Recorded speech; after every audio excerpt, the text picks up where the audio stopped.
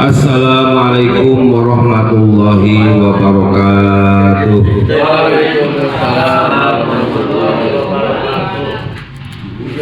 Alhamdulillahi bil quwwatil matin. Salatu wassalamu ala asrofil anbiya'i wal mursalin Sayyidina wa maulana Muhammadin sallallahu alaihi wasallam wa ala alihi wa sahbihi ajma'in. Amma ba'du. Faqad qala Allah ta'ala fil Qur'anil Karim huwa asdaqul qailin. A'udzu billahi samii'il 'aliim. Wasta'inu bis-sabri was-shalah wa innaha lakabiratun illa 'alal khashiyin. Al-ayat.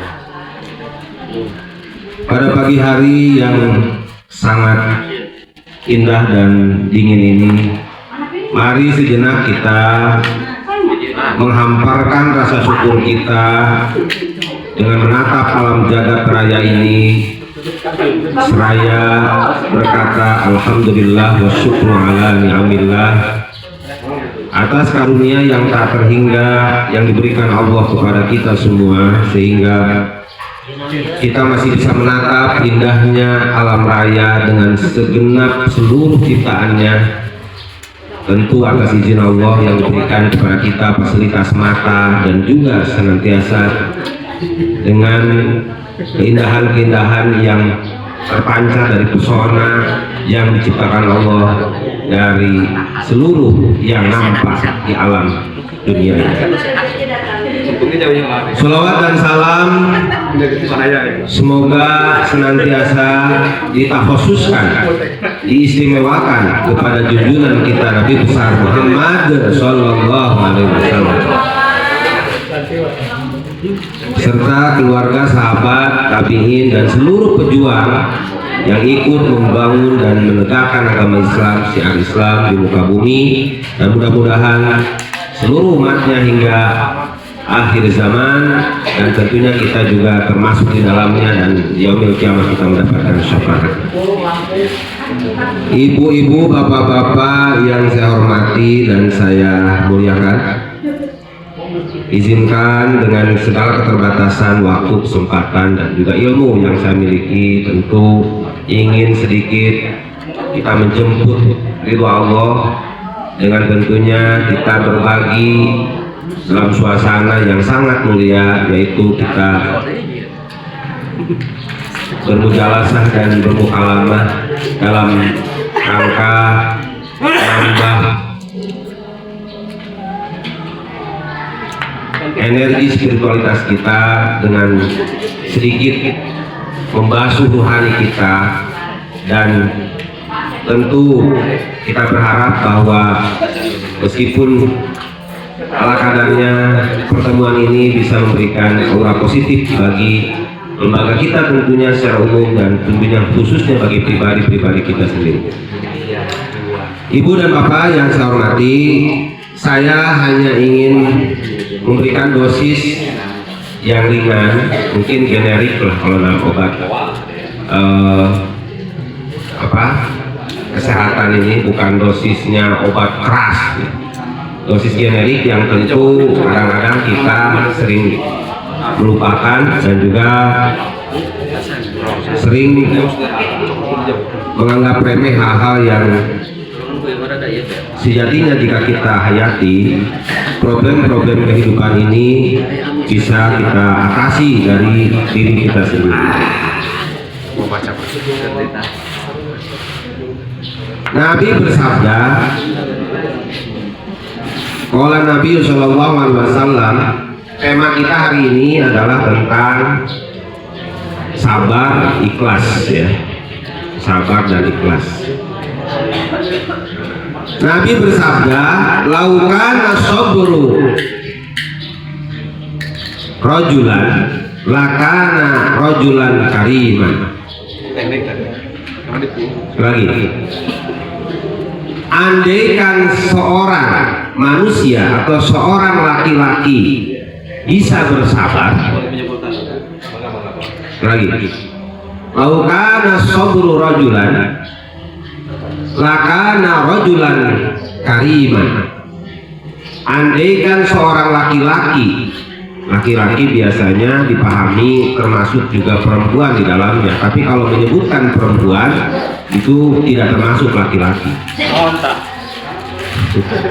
Mangga pauman kan cek bahasa etana wagolibuhu begitu ya, dalam ilmu tafsir kaidahnya seperti itu.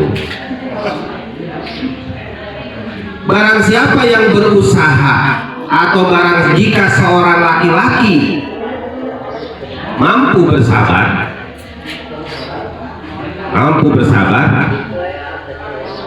maka lakana rajulan kariman, laknya itu menunjukkan kepastian, taukid, maka pasti. Bahkan kalau sesuatu menggunakan fi'il mudhari padahal kejadiannya belum terjadi, itu menyatakan sebuah kepastian. Contohnya, man qala la ilaha illallah dakhalal jannah. Barang siapa yang mengucapkan lafaz la ilaha illallah, dia telah masuk surga, padahal belum masuk. Tapi kalau barang siapa yang mengatakan lafaz la ilaha illallah, maka dia akan masuk surga. Akannya itu seolah-olah berangan-angan. Tetapi kalau dengan fil madhi, kata Imam Balaghah, silakan komen cek, itu mengatakan memastikan bahwa siapapun yang mengatakan lafaz la ilaha illallah pasti masuk surga. Padahal kita belum masuk surga, tapi dipastikan kita akan masuk. Itulah kekuatan bahasa. Adalah, saya lupa lagi itunya bednya. Itulah. Di Johar Maknun ada poman di Jadi Bapak dan Ibu sekalian, hadis Nabi ini mensyaratkan penganiayaan. Jika seseorang mampu bersabar, maka orang itu insya Allah akan mulia. Pertanyaannya, kesabaran yang bagaimana yang akan mengantarkan seseorang menjadi seseorang yang mulia? Insya Allah nanti kita bahas sabar dalam hal apa saja yang akan mengantarkan kepada kemuliaan seseorang. Jadi kalau bertanya, kita kadang-kadang di sekolah ada yang ranking 1, ranking 2, ranking 3, bahkan kadang-kadang kita memantaskan diri asal pintar kena dek yang siapa teh, tapi kemuliaan kok dapat dia gitu loh. Ya enggak? Kadang-kadang saya jujur, teman saya dulu kok biasa-biasa sekarang udah jadi dokter, jadi dosen. Oh, barangkali dalam satu sisi yang lain, kita kemuliaan kita itu dalam perspektif ini mungkin secara sosial, satu sosial, oh kita oleh Allah diberikan keterbatasan. Mungkin kita kurang bersabar. Jadi sabarnya salah, Pauman. Pauman tidak. Anak manusia bahagia, sisi sawah oke jenggalangannya. Misalkan, ini benar nggak sabar yang benar ini? Padahal Pauman itu oleh Allah diberikan ilmu yang cukup. Ya, Pauman, saya itu bersabar, sabar dengan menerima keadaan, cukup dengan keadaan. Nah, mari kita sama-sama bermuhasabah. Saya juga ini jangan-jangan sabar yang salah gitu ya. Tapi kita tidak mengatakan hina, tapi maksudnya mari kita baca bahwa kesabaran kita ini mari kita tempatkan agar kita menjadi orang-orang yang mulia dalam pandangan Allah. Utamanya ya tentu kita juga tidak ingin dalam pandangan Allah mulia diperkenailah depan manusia mahina. Oke, kesal. Saya ingat waktu almarhum Pak Haji Acep Abdullah, ketika saya mengatakan walal akhiratu khairul laka minal ula, saya mengatakan kita nggak apa-apa. Waktu itu ceramah bareng, kita nggak apa-apa hina di mata manusia, penting mulia di depan Allah. Kata Pak itu, kata Pak Acep Abdullah direvisi, ya bagusnya kita mulia di hadapan manusia, ya mulia di hadapan Allah. Andaikan tidak ada pilihan lain, ya kita minimal mulia di hadapan Allah meskipun dianggap hina oleh manusia. Di situ mampu. Nah sekarang kata Pauman, kita sabar, sabar tenaga tipu, oke, ribu tapi pantes. Ilmu tak? Baheula aya silipan ketua OSIS. Ayo nanti Aya keneh udah. Baik. di Palucu pun kayaknya. Ada satu hadis lagi, kita nanti perjelas, pertajam konsep sabar dan konsep menjaga dan menahan diri kita. Di dalam hadis yang lain Allah mengatakan, Nabi mengatakan wa may yasta'fifi wa may yasta'fif yu'ifahullah. Barang siapa yang mampu, yang berusaha menjaga dirinya, maka insya Allah Allah akan menjaganya. Menahan diri dari perbuatan-perbuatan yang melanggar agama. Bapak dan sekalian, di era postmodernisme bahkan era post tradisionalisme, bahkan sekarang mungkin era Gen Z, sekat yang membatasi kita untuk melakukan suatu perbuatan yang melanggar itu sangat tipis karena tidak ada yang mengontrol. Manusia itu bisa melakukan kejahatan di ruang-ruang sempit, di ruang-ruang gelap. Kalau dulu mungkin kita masih mikir-mikir, sekarang mengunci pintu bukan berarti orang itu terbebas dari kesalahan. Dari ruang yang gelap, ruang sempit, orang bisa melakukan kejahatan bahkan lebih besar daripada yang terlihat oleh orang lain. Jangan dikira orang yang tidak pernah keluar rumah, tiba-tiba orang itu pasti orang suci. Belum tentu saat ini. Maka konsepnya barang siapa yang mampu menjaga dirinya dari melakukan perbuatan-perbuatan yang tidak terpuji, yang tidak sesuai dengan aturan agama, maka Allah pasti akan menjaganya.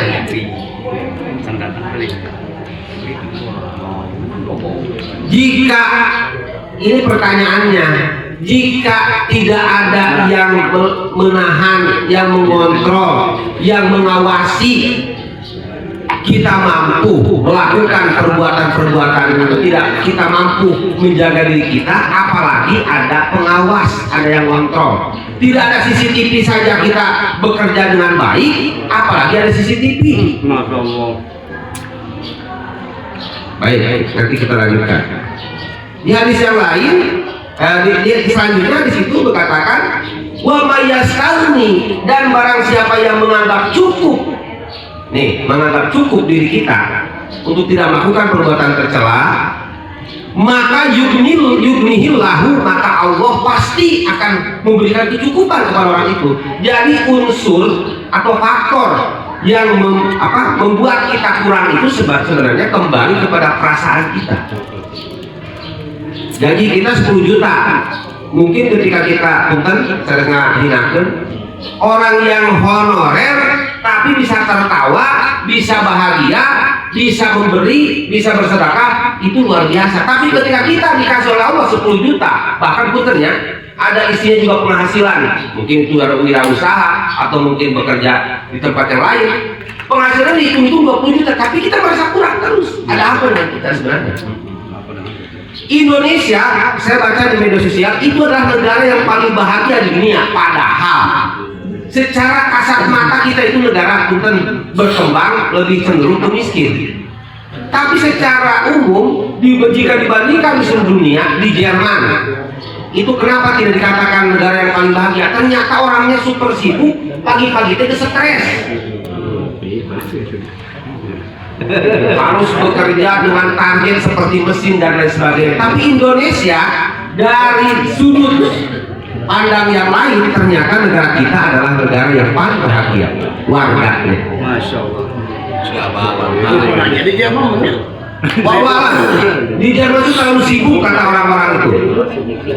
Jadi pagi-pagi kita sudah mikir lama santai, bisa bercengkrama dengan keluarga, bisa ini. Nah itu punten, kenikmatan yang diberikan oleh Allah kepada kita sebenarnya kembali kepada diri kita. Mampukah kita merasa cukup dengan yang diberikan Allah? Ketika kita merasa kurang, bukan berarti orang yang cukup itu tidak berusaha lagi, tapi perasaan untuk merasa cukup. Dia punya penghasilan, dia bekerja di tempat yang lain, dia punya penghasilan yang lain, tapi rasa cukupnya itu memenuhi standar hidupnya sehingga tidak terlihat dan ada kata-kata mengeluh dari mulutnya. Bukan berarti sekali lagi orang yang berusaha itu tidak merasa cukup, bukan. Tapi rasa cukup itu atau rasa kurang itu terlihat dari bagaimana dia merasa bahwa yang Allah berikan kepada kita, diberikan kepada dia itu seolah-olah tidak ada nilainya apa-apa. Sehingga sulit untuk berderma, berinfak. Yang dia pikirkan adalah yang dia miliki, yang dia rasakan, yang dia pakai, yang dia gunakan, yang dia pamerkan. Tapi lupa bahwa ada ruang-ruang yang mungkin kalau kita bikin pembanding dengan kehidupan yang lain jauh lebih mulia, lebih enak gitu sebenarnya. Sekali lagi, ibarat kita sebelum kita memiliki sesuatu itu obsesinya luar biasa. Tapi setelah memiliki sesuatu maka kita seolah biasa-biasa saja. Mungkin saya juga dulu sebelum diangkat jadi pegawai negeri dengan gaji 500.000 itu, Oman, kita sama-sama di kopian senang. Itu menikmati hidup itu ya cepaman kan baheula itu ayeuna kieu. Padahal tidak seperti itu. Ada pola hidup yang dulu Oman mungkin ke pasar tidak membawa uang itu cukup dengan cikur atau dengan asin. Tapi saya lihat setelah jadi pegawai negeri baliknya kuat mau hayam di Sukarasiki. Rangem ketika tanggal hiji itu yang membedakan. Dan itu sebenarnya kecukupan itu bukan berarti dinilai dengan banyak dan sedikit. Baik ibu sekalian. Kemudian wa may yasbir yusabbiruhullah. Barang siapa yusabbiruhullah, barang siapa yang bersabar, maka insya Allah akan memberikan kesabaran. Nanti kita akan bahas sabar dalam hal apa saja yang bisa mengantarkan kita kepada kemuliaan. Kita punya mobil, kita punya tanah, kita punya rumah, tapi kita hina di mata manusia. Contohnya para koruptor, contohnya mungkin para yang di penjara atau misalkan yang punya kejahatan cybercrime, toko-toko judi online yang sekarang baru ditemukan yang di mana rumahnya mewah luar biasa, tapi di mata manusia tidak ada nilai. Sabu-sabu jaringan internasional. Barang siapa yang bersabar maka Allah akan memberikan kesabaran kepadanya. Oman pahami saya dalam keadaan sekarang itu bersabar. Karena saya itu sebenarnya dari tahun yang lalu ingin cepat menikah, tapi ada yang ditunggu. Oman tunggu saja, nanti saya sediakan bis program yang sudah lama nggak ke Bandung, saya sediakan program.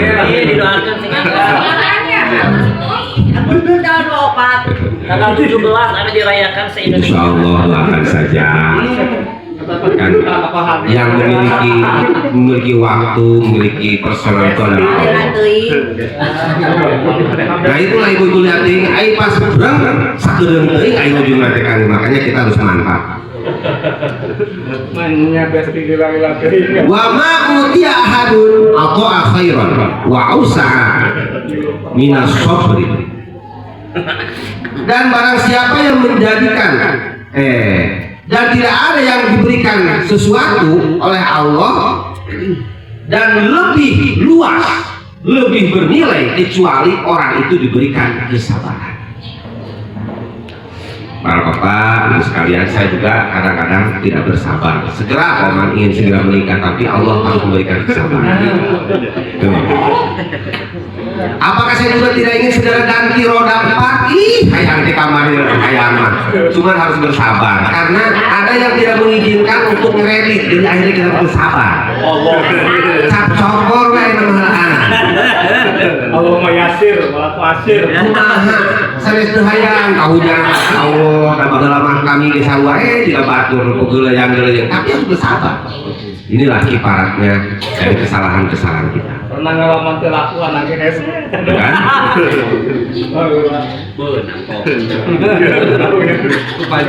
Baik. Kesabaran yang bagaimana yang bisa mengantarkan kita kepada kemuliaan. Ya mas saya normatif saja. Kalau Pak Kiai Asep kemarin itu waduh banyak yang paradok, yang anomali, tapi memang dikejar itu masuk akal. Karena di ilmu tasawuf itu ya memang banyak hal. Kita tidak boleh membenci seseorang karena kemaksiatannya. Tapi dalam hadis kadang-kadang kan harus menjauhi. Tapi dalam tasawuf justru dekati, memaksiatnya rangkul kurang kumacarana kan gitu. Kadang-kadang disanggup, lalu anu maksiatnya jauhi, carekan kan gitu. Pauman ada yang gitu. Satu, Ibu, kurang sudah sabar teh hiji nyaeta menghadapi kalau kita diberikan sakit, kosok sakit terus. Sakit naon panjelina jadi hati pasti. Laras kebuai, udah percaya cobaan, Pak Haji lah cobaan, eta. Dulu yang itu sudah jeung eta mau gadis deh. Pasti jadi hati. Lamun geus jadi hati, oh berarti Oman bener. Cacak nih istri Pak Oman nu tar nyari hati ketika direnengkeun ku panjen di foto jeung sasi dia di itu Oman. Itu menunjukkan bahwa rasa sakit itu ada. Memori Itu. Jadi rasa sakit itu kalau punten Pak Haji Sarif diberikan sakit, tapi mudah-mudahan ini pada kemuliaan. Asal sabar. Insya Allah ya, sabar. Punten, ciri kesabaran itu tidak mengeluh, apalagi di media sosial. Karena setiap orang itu diberikan rasa sakit. Jangan, kalau hanya untuk memberikan informasi pembelajaran bahwa kita harus menjaga pola makan, pola hidup, pola istirahat, silahkan. Dan kadang-kadang kita harus bersyukur dengan sakit itu. Kadang-kadang kita menjadi sadar bahwa kesehatan itu penting. Yang kita kejar itu apa? Ternyata pola keseimbangan itu yang kadang-kadang kita lupa gitu ya. Kita gila kerja, gila makan, gila apa. Tapi kadang-kadang ketika Allah ingatkan dengan rasa sakit, baru kita sadar bahwa ada batas dalam tubuh kita ini. Ketika kita obsesi kita ingin makan 2 pokok, tubuh kita ini ternyata kantongnya cuma 2 piringan. Akhirnya kan kita harus sadar. Gitu. Jadi yang pertama yang bisa mengantarkan kita agar kita menjadi mulia itu adalah sabar menghadapi rasa sakit. Ma min muslimin yusibuhu udiya min marodin famasiwahu illa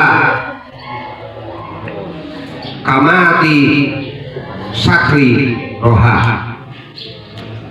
Seorang muslim yang tertimpa satu gangguan berupa penyakit atau yang lainnya, maka Allah akan menggugurkan dosa-dosanya seperti pohon yang menggugurkan daun-daunnya. Asep, isi Allah diuji, entah itu rasa sakitnya ringan, berat. Kita niatkan adalah kiparat Allah untuk menggugurkan dosa-dosa kita.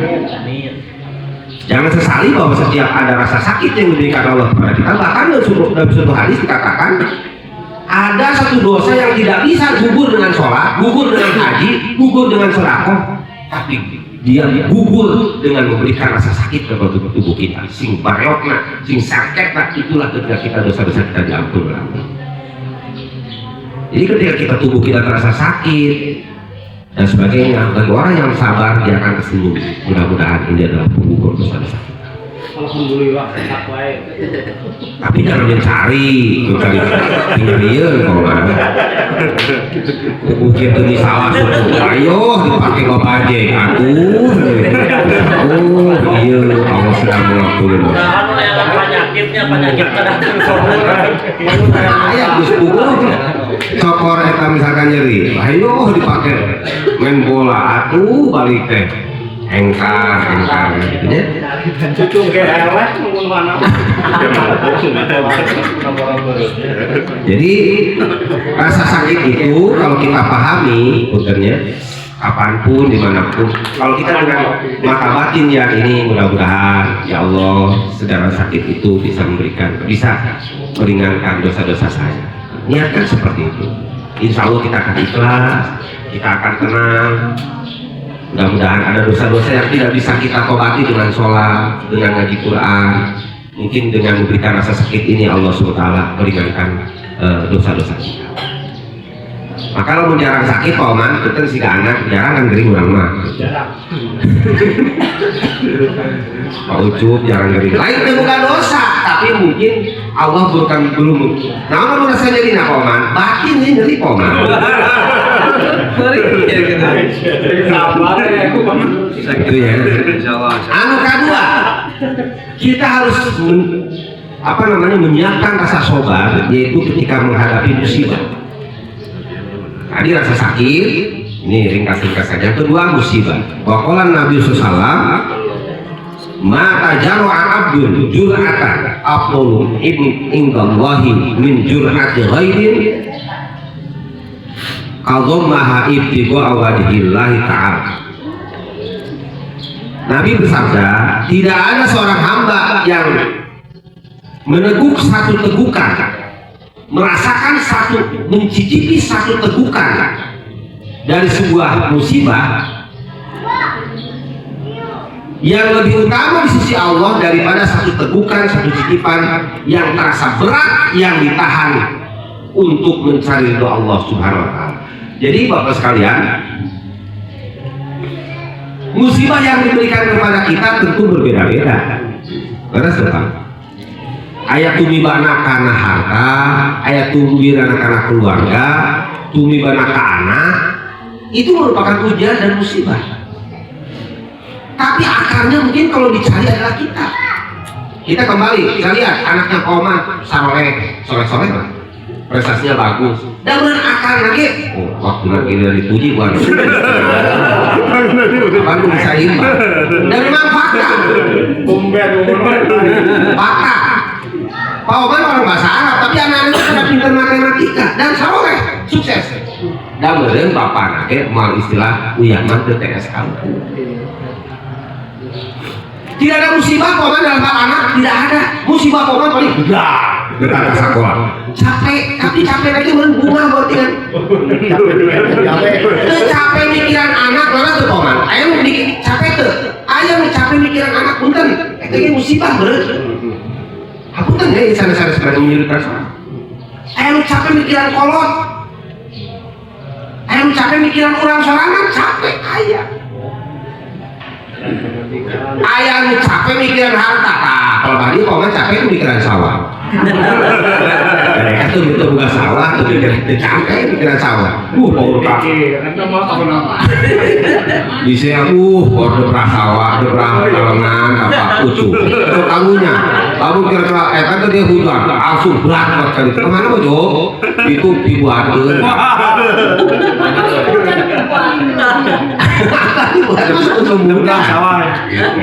Karena bahwa itu, tapi mudah-mudahan saya doakan itu adalah sumber kebahagiaan. Amin, masya Allah. Jadi kalau misalkan kita harta tercapai, anak tercapai, pasti kita ada ujian apa lagi diberikan Allah kepada kita. Tidak akan berhenti ujian itu sampai hatta zulful maqadir. Kita yakin bahwa ujian Allah diberikan sampai meninggal. Bahkan ada orang yang ketika mau meninggal pun masih diberikan rasa sakit. Ujian.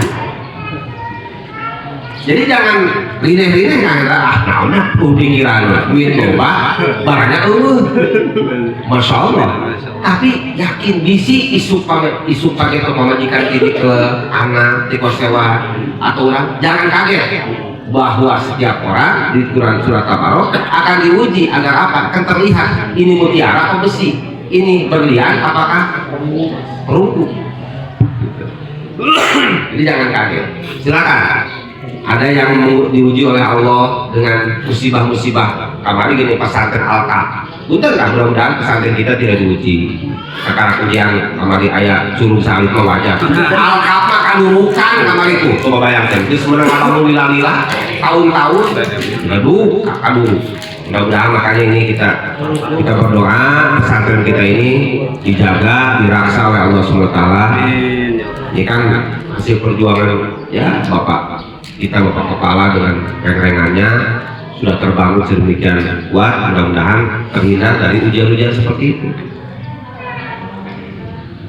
Kemudian dikit lagi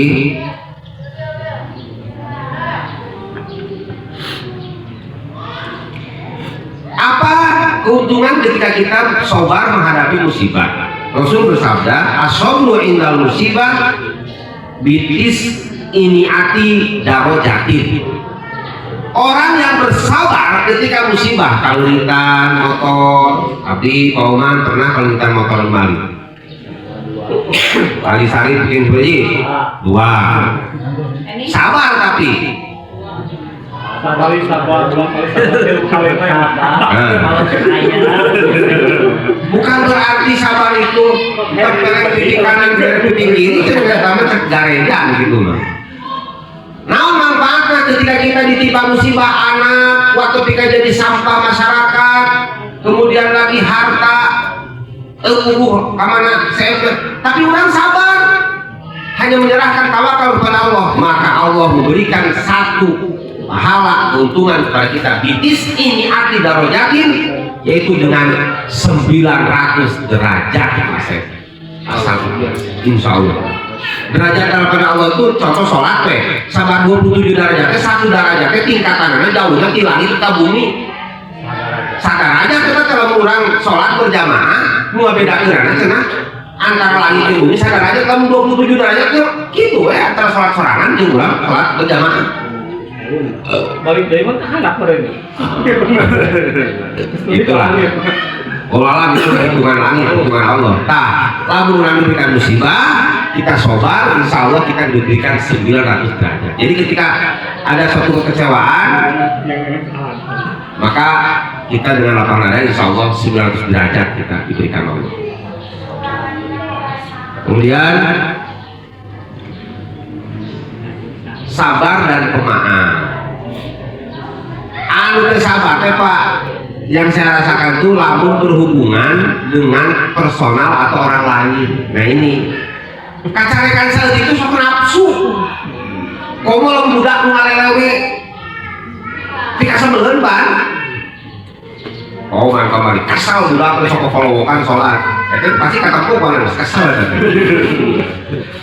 pakai ya nama dibebaskan saja. Tapi bukan berarti kita tidak memberikan arahan, tapi kita bebaskan. Ya Allah, saya sudah mengarahkan, Engkau yang memberikan hidayah petunjuk, meskipun memaksa juga jual pendidikan. teknik.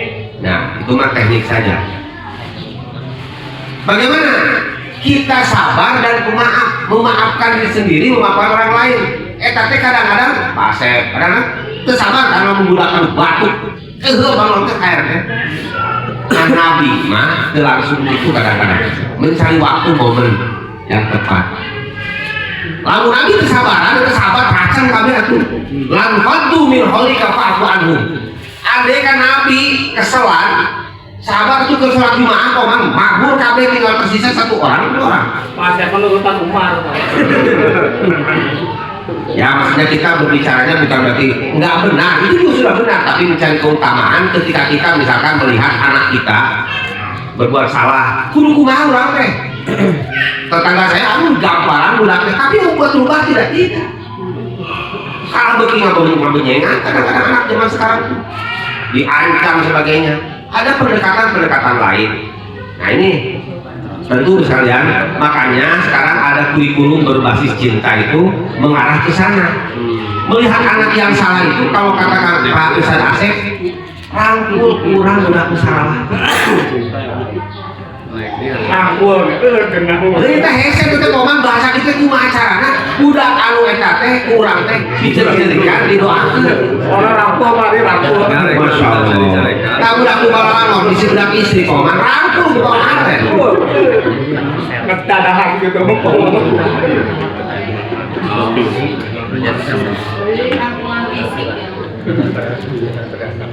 Kemudian ibu sekalian, jadi kalau misalkan Rasulullah mengatakan kan ahsanun nas khuluqan lam yakun fahisan, orang yang paling bagus akhlaknya itu adalah orang yang tidak pernah kasar. Bukan tegas, awas. Sayyidina Umar tegas, bukan kasar.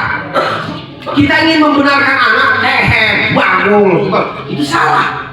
Kalau Rasulullah, karena orang yang paling berakhlak itu adalah orang yang tidak pernah berkata kasar, dalam artian bukan tidak boleh tegas ya, tegas mah boleh, koman tegas saya katakan.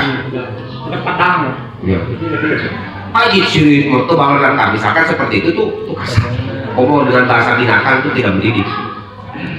Jadi kalaupun ada kesalahan, kita dengan bahasa tegas boleh, tapi kalaupun bisa Rasulullah itu dengan lemah lembut, itulah karena asal khuluqan, sebaik-baik akhlak seperti itu. Udah kombinasi sebenarnya.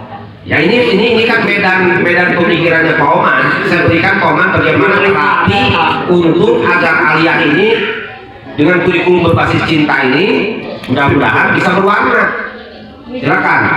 Pak Oman ini ahlinya Azwadi Azra ini, tolong diberikan pemahaman dan konsep ya ada ideologisnya balik aja dan Azwadi Azra. Warna. Ya. Kemudian wala fahisan lam yakun fahisan wala mutafahisan. Orang yang berteriak-teriak seperti orang yang berteriak di pasar. Mangga, udah kamu datang mangga, udah. Memang gitu-gitu tidak cocok. Mau militer mah, siap. Gitu berjumahnya. Memang kondisional dan proporsional pas kibra. Mangga, kembali kanan. Ini cocok sih. Ya tentu ada circle-nya, ada situasionalnya. Tidak seperti berteriak-teriak di pasar, kan lah. Umum kamu majikan mau lagi carekan tinggi tengah tahun. Ras, wala yajzi bisayya dan tidak membalas kejelekan dengan kejelekan.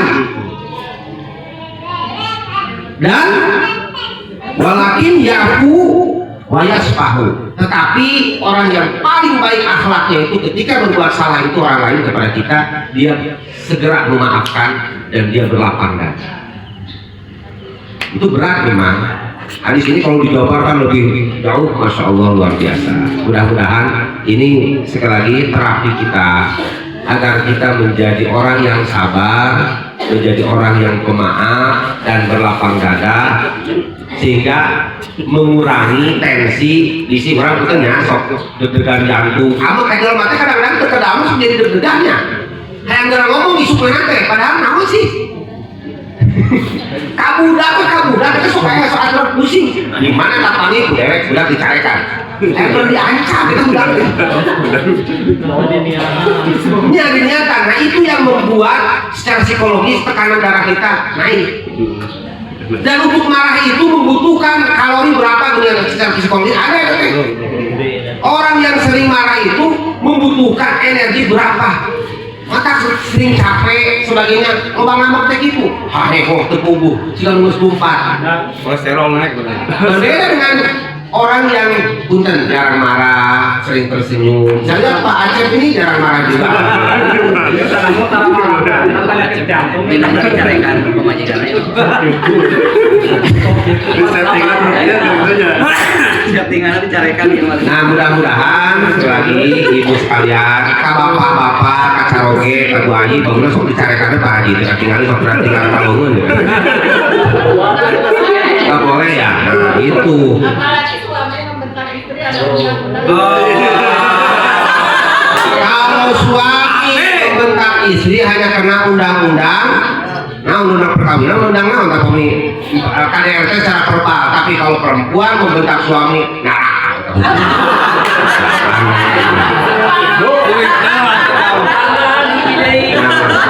Tidak ingin kekerasan tapi salah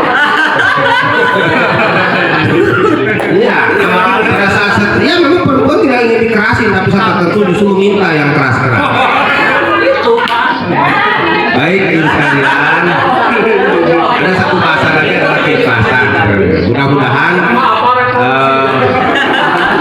ibunya isi ayam tika makan, tika sebelum kacaranya sing sabar, nama wayana tongsok neng didulung sungkeun, kerja teh genah yang longsong naon, lah itu nanti puas nama geus. Pas, berarti eta itu kumaha teh agama tahan kan ya oke. Ai hayang mulia mah, cuma laki dia jangan guru istighfar seloba. Itu solusinya lain masalah orang genah eta geus disalurkeun salaki kicingnya dicarekan.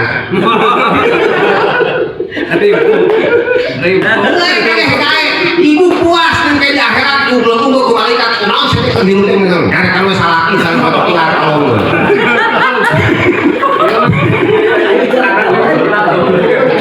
oh sudah salaki nak kalau hari ini kau tinggal nanya mau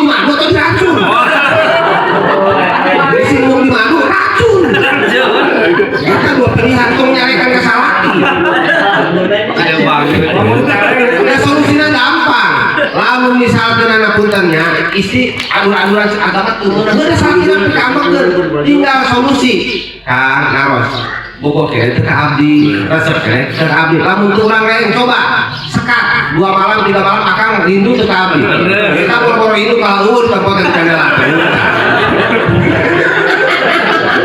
wah iya itu cek aing cepok nanti aing mah moal iceun ieu mah hayang namahan ngumpul karunya mama teh ngeusehan wae eta wae urang renengkeun saib eta teh eta surat genah nitahna bapa nu hiji ngobersihan kos kaki nu hiji sapatu kan genah Tiga nu lapu renengkeun.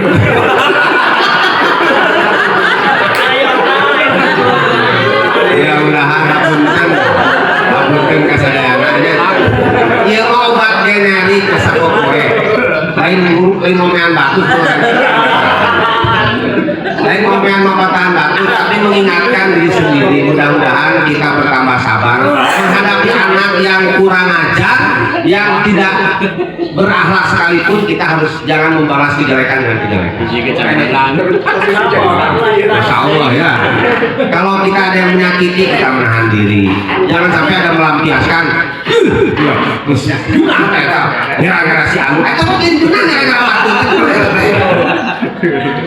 kok jadi puas merendahkan orang lain itu mana ajaran anak mudah-mudahan kalau sok tuh puas tahu nyingkir ayo kau orang udah berasuk kali ini sok nyamplang tuh saya punya tuh gimana cara lu mana Pak Sepri kok lu camplang tuh mudah-mudahan kita saling memaafkan membersihkan jiwa raga kita batin kita ya mudah-mudahan kita semua diberikan keberkahan ya insya Allah lah kalian ini tidak ada yang kalaupun marah sama teman tidak ada sampai ke bawah kabumi kopi kurang disukan ke pohon udah ditengkas saya yang paling sering dengan pohon si ledek tapi tidak ada yang terbawa ke bawah ngipir tidak ada insya Allah ini sebuahnya berkah pertemanan saja kalau ukhuwah supaya kita lakukan karena apa? Nah, ada seorang sahabat yang suka menghibur kepada temannya dan dia masuk surga karena sering menggembirakan siapa namanya? Nuaiman. Itu dia kata Rasulullah akan masuk surga dengan tersenyum karena surga bunga itu belum datang lagi nanti ngomong naik kami jadi wasilah kita surga. Mudah-mudahan sakit tulang maaf diatur. Wassalamualaikum warahmatullahi wabarakatuh. Waalaikumsalam warahmatullahi wabarakatuh. Perwakilan dari ini